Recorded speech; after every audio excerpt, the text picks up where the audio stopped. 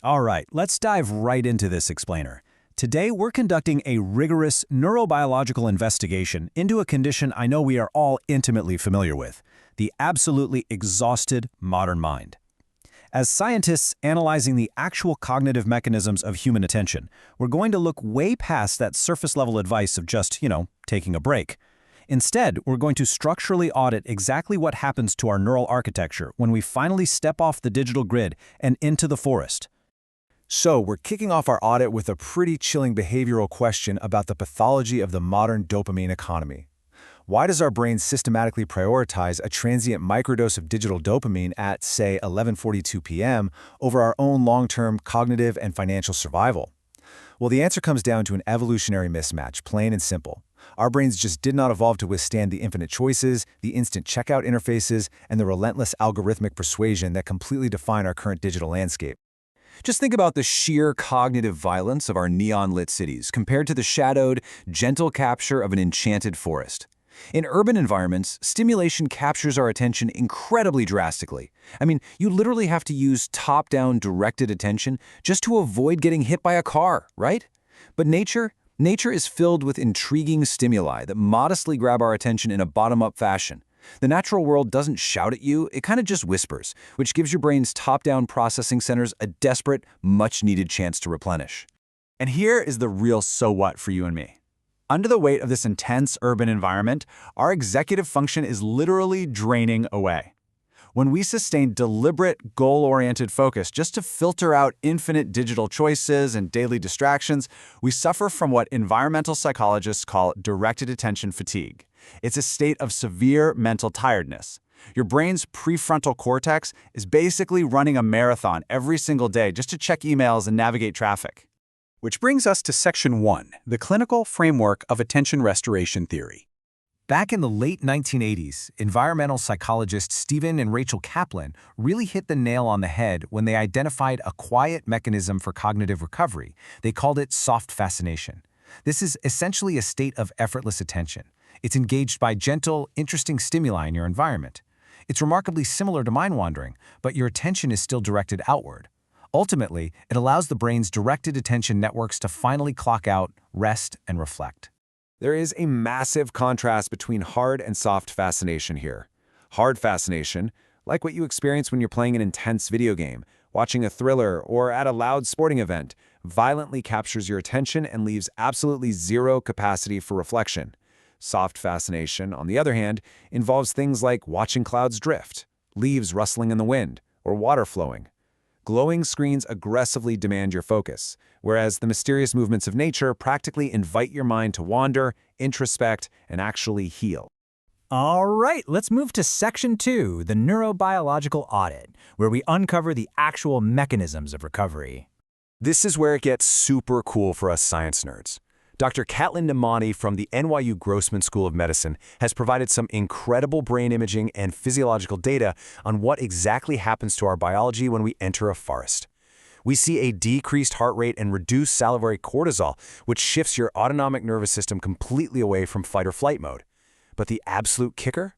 Her brain scans show dropped oxygenated hemoglobin across the prefrontal cortex. This proves that, in nature, your prefrontal cortex is managing stress while expending far less energy. Your brain is literally working less to achieve the exact same baseline of calm. And that physiological shift fires up what we call the default mode network, or DMN. Think of this as the internal circuitry that activates when we finally allow ourselves to get completely lost in the woods. When soft fascination takes over, the DMN synchronizes different regions of the brain. It actively supports the reflective, internally focused thought that facilitates the total recuperation of our directed attention resources.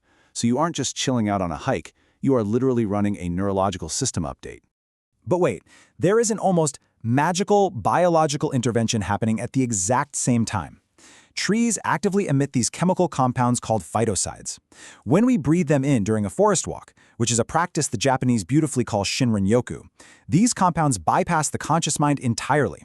They directly sedate hyperactivity in the prefrontal cortex and cool down our over-aroused brain states, which naturally stabilizes our baseline dopamine levels. Now let's look at Section 3, the mathematics of impulsivity and delay discounting. Shifting our investigation from brain chemistry over to the hard mathematics of decision-making, cognitive science uses something called the delay discounting task to measure self-control. This paradigm basically tests how fast a subject devalues a reward based on the agonizing time they have to wait to receive it. Choosing a zero-weight microdose of dopamine implies high impulsivity, right? Whereas choosing to endure that waiting period for long-term value shows restored, healthy self-control. We actually map this decay of patience using a mathematical formula for hyperbolic discounting known as the K rate. It's pretty straightforward. A high K rate means you're highly impulsive. You discount the future heavily because you want that reward right now. But a low K rate? That means you actually possess the cognitive stamina to wait. And here is the absolute game changer. Nature literally hacks this exact equation. Research shows that mere visual exposure to a shadowy forest or a mountain scene dramatically expands our perception of time. Subjects who are exposed to nature consistently estimate time as passing much more slowly. This systematically lowers the perceived cost of waiting, it drives down that K rate, and it effectively neutralizes our impulsivity, just by looking at the woods.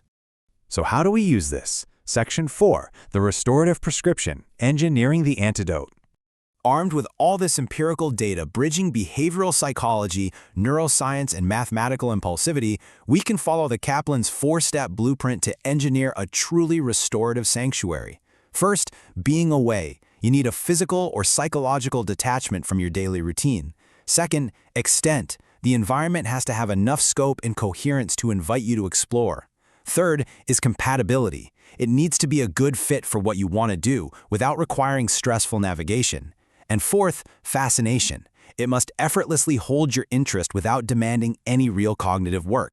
But what's the actual biological dosage we need to make this work? Well, according to some incredibly robust empirical research pooling health and well-being data, 120 minutes a week in nature is the scientifically backed saturation curve.